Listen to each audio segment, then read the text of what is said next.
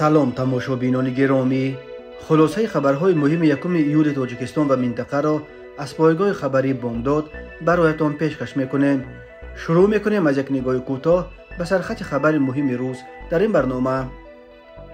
از 1 ایول در تاجیکستان معاش استیپندیا 40% و نفقه 30% زیاد کرده شد.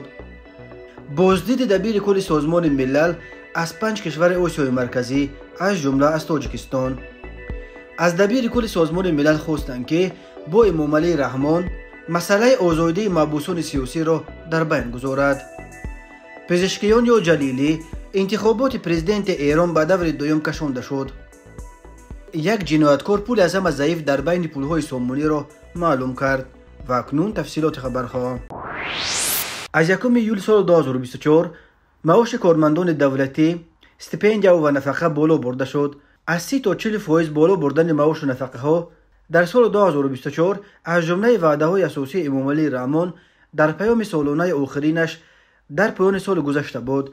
بر اساس فرمان رقم 671 پرزیدنت از 9 ژانویه سال 2024 درباره تدبیرهای تقویت بخشیدن سطح حفظ اجتماعی عالی و زیاد نمودن معاش عمل کننده وظیفه‌ای خدمتچیان دولتی، کارمندان تشکیلات‌های بودجتی، اندازه نفقه و استیپندیاها و از 1 ایول سال 2024 معاش وظیفه‌ای کارمندان مقامات حاکمیت و اداره‌کنی دولتی، مؤسسه‌های ساحه معارف، علم، فرهنگ، ورزش، تندرستی، حفظ اجتماعی و تشکیلات‌های دیگر بودجتی 40% زیاد کرده می‌شود. اندازه معاش زمینوی برای حساب نمودن معاش وظیفه کارمندان ساحه تندرستی 40% زیاد کرده شده 620 سامانی مقرر کرده می شود. اندازه معاش زمینوی همچون اساس کیفیت های تعریفی برای خدمتچیان دولتی منصب های مأموری کاتگوری اولی 1120 سامانی، کاتگوری یکم، دوم، سیوم، چهارم خدمت دولتی مقامات اداره دولتی، مقامات اجرایی محلی حکومت دولتی و مقامات خود اداره کنی شهرک و دهات به اندازه 1045 سامانی و برای منصب های مأموری کاتگوری های پنجم، ششم، هفتم خدمت دولتی مقامات ذکر گردیده به اندازه 1160 سامانی مقرر کرده می شود. استیپندیا های عمل کننده دانشجویان و نمودهای دیگر استیپندیا از جمله استیپندیا های پرزیدنتی به اندازه 40% زیاد کرده می شوند. نفقه های سقراطوی، مهنتی و اجتماعی اینچنین علاوه پولی به آنها در حجم 30% از اندازه مقرر شده ایندکساسیا زیاد کرده می شود. همزمان با فرمان پرزیدنت تاجیکستان از 1 ایون سال 2024 مزد مهنت ماهانه برای تمام ساحه اقتصادی و اجتماعی جمهوری به اندازه 800 سامانی مقرر کرده شد. یادآور می شویم که تاجیکستان از لحاظ سطح معاش و نفقه در بین سابق کشورهای شوروی در زینه اعظم آخرین جای گرفته است. در پایان سال 2023 معاش میانه در تاجیکستان 2013 سامانی یا چیزی بیشتر از $180 تشکیل میداد.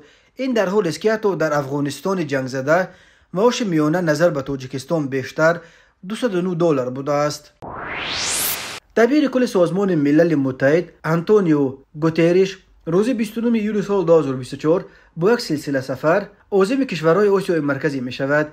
طی این سلسله سفر که از 7 ایول تا 9 روز دوام می کند، دبیر کل سازمان ملل از همه 5 کشور منطقه ازبکستان، قرقیزستان، قزاقستان، تاجیکستان و ترکمنستان بازدید خواهد کرد. آنتونیو گوتریش بار آخرین سال 2017 از آسیای مرکزی از جمله از تاجیکستان بازدید کرده. ضمن سفرش به تاجیکستان از جمله به کل سریز رفته بود.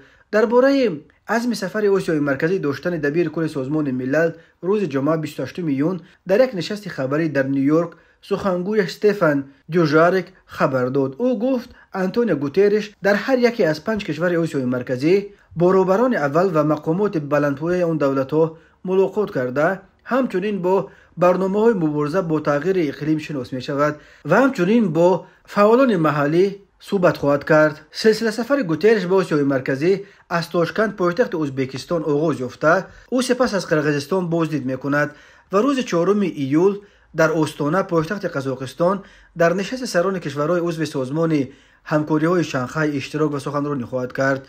به گفته سخنگویش دبیر کل سازمان ملل اهل نشست استانه را به ضرورت تایید پایبندیشان بحث چنداندیشه که بر آیین‌نامه سازمان ملل و اعلامیه عمومی حقوق انسان اساس یافته است دعوت کرده تاکید خواهد کرد که در مرکز این تلاش‌ها باید حرکت به سوی صلح قرار داده شود. سخنگوی گوترش گفت که دبیر کل سازمان ملل در آستانه همچنین جامعه بین المللی را هشدار خواهد داد که اختلافات ژئوپلیتیکی مانع به طور مؤثر از بین بردن تهدیدهای بزرگ از جمله مانع مبارزه با تغییر اقلیم شدند. بعد اشتراک در نشست شانگهای دبیر کل سازمان ملل عازم تاجیکستان و سپس ترکمنستان 2 نقطه آخرین سفرش به آسیای مرکزی شده 2 روز آخر سفرش را در این 2 کشور سپری خواهد کرد و روز 7 ایون به نیویورک برمیگردد.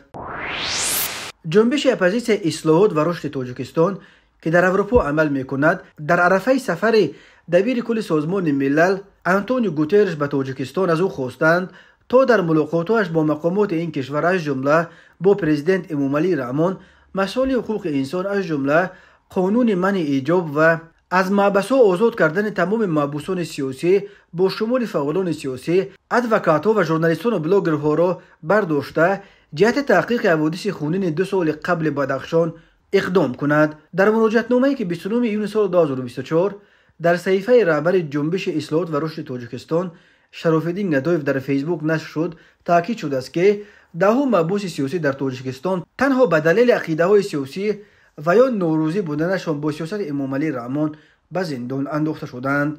در مراجعتنامه از کارهای گروه بازداشت‌های خسرانه سازمان ملل یادآور شدند که آزادی 10 محبوس را از زندان‌های تاجیکستان تقاضا می‌کرد، از جمله رها کردن از ادوکات‌ها و سیاستمدارانی که به مثل بزرگمیر یاروف، زید سعیدوف، محمد روزی اسکندروف، مقصود ابراهیموف، محمد علی حیید و دیگران را. جنبش اصلاحات و رشد تاجیکستان همچنین توجه گوترش را به تعقیب اقلیت‌های قومی در تاجیکستان به خصوص در ولایت مختار کوهستان بدخشان جلب کرده خاطررسان کرده است که سال 2022 در این ولایت مختار در جریان سرکوب اعتراض‌های آسایشته 10 نفر کشته و بیش از 250 تن دیگر بازداشت و به سالهای طولانی زندان محکوم شدند.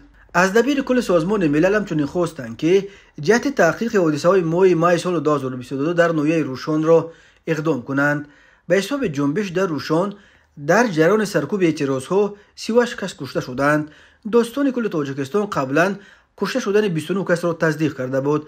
از سازمان ملل همچنین خواستار تحقیق قتل محمد باقروف یکی از لیدرهای غیر رسمی بدخشان در سال 22 ماه سال 2022 شدند. حرکت تحت رهبری شراف‌الدین ندایف همچنین به دبیر کل سازمان باز یک مسئله مهم در زندان‌های تاجیکستان قرار داشتن بیش از 10 ژورنالیست و ادیب و بلاگر از جمله عبدالقادر رستم، دلیر امامعلی، عبدالله غربتی، زفقیبک سیدامینی، الفتخانی محمدشاه و محمد سلطان، خسرو جمعیف، عبدالستار پیر محمدزاده، خورشید فوزلوف و دیگران را خاطررسان کرده نوشته است که هرچند اکثر آنها جرم‌های مربوط به افراطگرایی و حتی به تروریسم محکوم شدند ولی در اصل برای اجرای وظیفه کسبی خود زندانی شدند.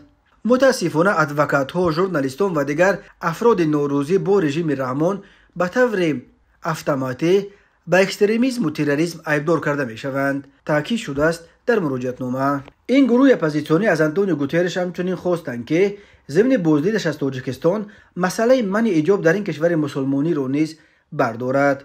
در انجام مراجعتنامه جنبش اصلاحات و رشد تاجیکستان تاکید کرده است که تامین عدالت و صلح و برقرار کردن دموکراسی در تاجیکستان این تنها مسئله داخلی ما نیست بلکه وظیفه جامعه بین المللی نیز هست. مطمئنیم که اشتراک شما می تواند یک عامل حل کننده برای جاری کردن این ارزش‌ها در کشور ما شود. امیدواریم که سازمان ملل می تواند به حکومت تاجیکستان در مسئله رعایت حقوق انسان، آزادی بیان و آزادی‌های سیاسی تاثیر برساند. ولی ناظران امور میگویند دبیر کل سازمان ملل با وجود نام بلندش صلاحیت بسیاری برای تاثیر گذاشتن به دولت‌های جهان و تصمیم گیری‌های حکومت را ندارد. از طرف دیگر خود دبیر کل نیز در جریان سفرهایش به کشورهای دنیا برای بحث و بررسی مسائل سیاسی یا مسائل اساسی چون رعایت حقوق انسان و آزادی‌های سیاسی مردم عزم و میل چندان نشان نمیدهند و کوشش میکنند که به مسئله های جهانی تری چون مشکلات محیط زیست یا تغییر اقلیم تمرکز کنند. تماشابینان عزیز، یادآور می‌شویم خلاصه مهمترین اخبار تاجیکستان را از پایگاه خبری بامداد تماشا دارید. برنامه را ادامه می‌دهیم. در انتخابات پرزیدنتی رئیس جمهور ایران که 28 ایون سال 2024 دایر شد، هیچ کدام از 4 نامزد نتوانستند بیش از 50% آوازها را به دست بیارند و در نتیجه کار به دور دوم کشید. به این ترتیب یک هفته بعد 2 نامزدی که در دوره اول آواز از همه بیشتر گرفتند بین خود برای کسب مقام رئیس جمهور ایران وارد رقابت نیایی خواهند شد. در ایران مسئولیت برگزاری انتخابات ها و شمردن آوازها را وزارت کشور یا وزارت کارهای داخلی در دست دارد. بنا به آمار نهایی که این وزارت روز شنبه 29 ایون اعلام کرد، در دور اول آوازدهی پزشکیان برنده شده است. مسعودی پزشکیان 10,415,191 آواز یا از 42% بیشتر، سعیدی جلیلی 9,473,298 آواز یا 38.6%، محمد باقر قالیباف 3,383,340 آواز یا 13.8% و مصطفی پیر محمدی همگی 206,390 فرای یا 0.82% آواز گرفتند. در آوازدهی روز 28 ایون همگی کمی بیشتر از 24 میلیون شهروندان صاحب حق آواز اشتراک کردند. این کمی بیشتر از 40% یا زیاده از 60 میلیون شهروندان صاحب حق آواز تشکیل می‌دهد. اشتراک همگی 40% انتخاب کنندگان در آوازدهی در انتخابات پرزیدنتی ایران بسیاری از ناظران امور خیلی پایان و بیانگر دلسردی اکثر جامعه از معرکه‌های سیاسی نظام جمهوری اسلامی می‌شمارند.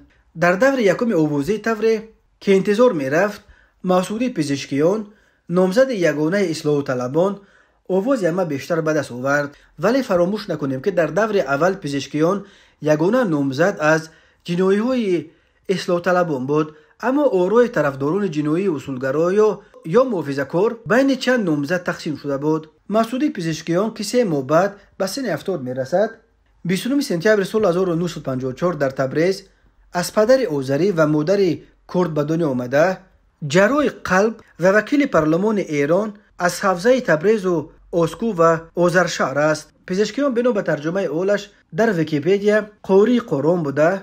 نجع البلاغه یک کتاب عمده مذهب شیعه را نیز فرا گرفته است. او در دوران ریاست رئیس جمهور اصلاح طلب محمد حاتمی به میدان سیاست آمد. از سال 1997 تا 2021 در مقام معاون وزیر حفظ صحت یا تندرستی و سال 2001 تا 2025 همچون وزیر تندرستی ایران ایفای وظیفه کرد. بعد از قدرت رفتن اصلاح طلبان، پزشکیان فعالیت سیاسیش را به حیث وکیل پارلمان ادامه داد. سعیدی جلیلی 6 سپتامبر سال 1965 در شهر مشهد در شمال شرق ایران به دنیا آمده است.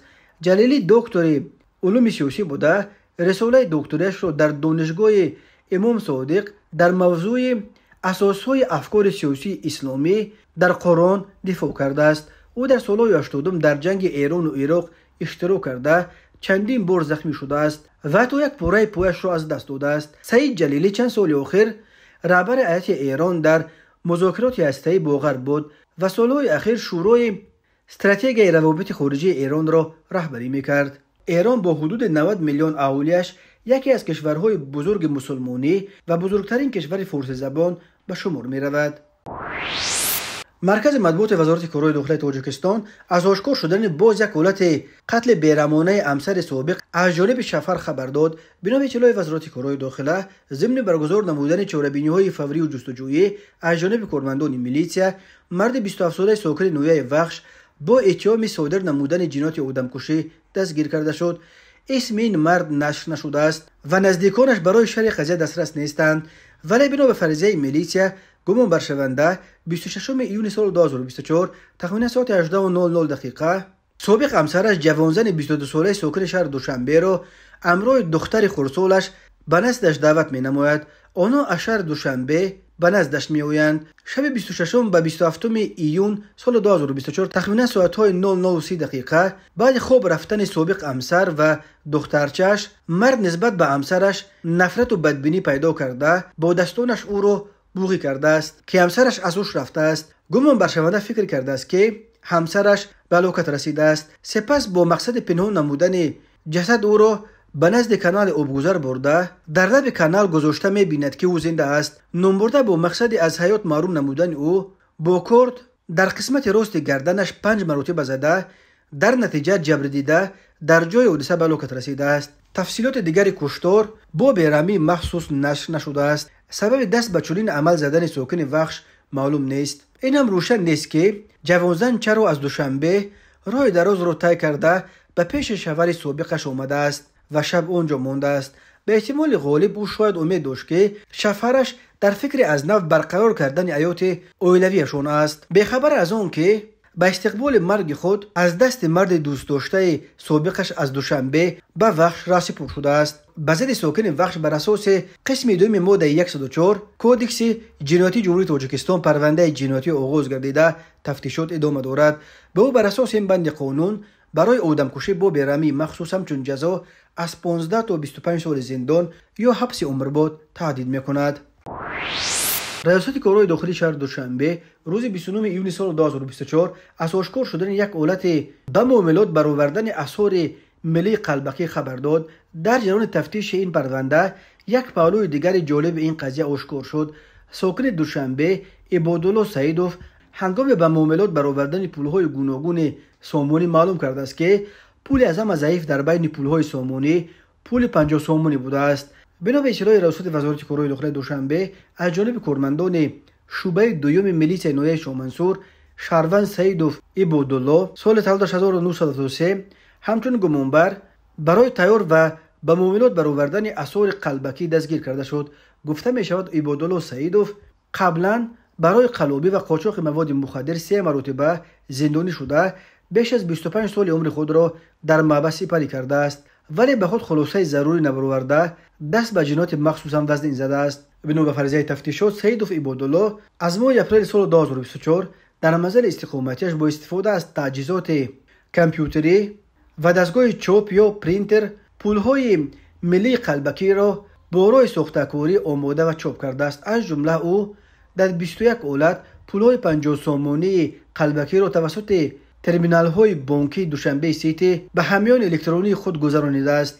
عبادالله سعیدوف در گزارش نشر شده نقل کرد که درباره توسط ترمینال گذرانیدن پول از یک اله مخصوص استفاده می برد. پولهای قلبکی را ترمینال قبول نمی کرد. به این خاطر من یک پول قلبکی و یک پول حقیقی 50 سامانی را گرفته می بریدم و به یکدیگر طور پیوست می کردم که کدهایشان تصدیق شود. وقتی این خیل پیوست می کردم ترمینال قبول می کرد. عبادالله سعیدوف گفت تقریبا 2 ماه باز به این کار مشغول شد و در این مدت شاید به مبلغ 1,000 سامانی پول قلبکی تیار کرده باشد. او در ادامه نقلش یک بازیافت جالب خود در جریان انجام این اعمال جنایی خبر داد. یکم بار پول 10 سامانی رو گرفته تیار کردم لیکن ترمینال قبولش نکرد. بعد پول 100 سامانی و دیگر پولهای سامانی رو ساخته‌کاری کردم و دیدم که اونها رو نیز ترمینال قبول نمی کند. اما وقتی که پول 50 سامانی رو بریدم و بازکاش پیوست کردم و به ترمینال سپردم ترمینال قبولش کرد. همین خیلی فهمیدم که پول 50 سامانی می گذشته است، یعنی ترمینال دیگر یگان تاش رو قبول نمی کرد. 1,000 سامانی رو من همین خیلی از طریق ترمینال به کاردم گذرونیده بعد نقد کرده می گرفتم. حالا نسبت به سعیدوف طبق طلبات ماده 218 کودکس جنایتی جمهوری تاجیکستان با اتهام تیار کردن و به معاملات برآوردن پولهای قلبکی پرونده جنایتی آغاز کرده شده مورد تفتیشات پیشکی قرار دارد. به سعیدوف عبادالله بر اساس این بند قانون همچون جزا از 5 تا 12 سال زندان تهدید میکند. تماشابینان عزیز و گرامی، این بود مرور به خلاصه چند خبر مهم امروز تاجیکستان.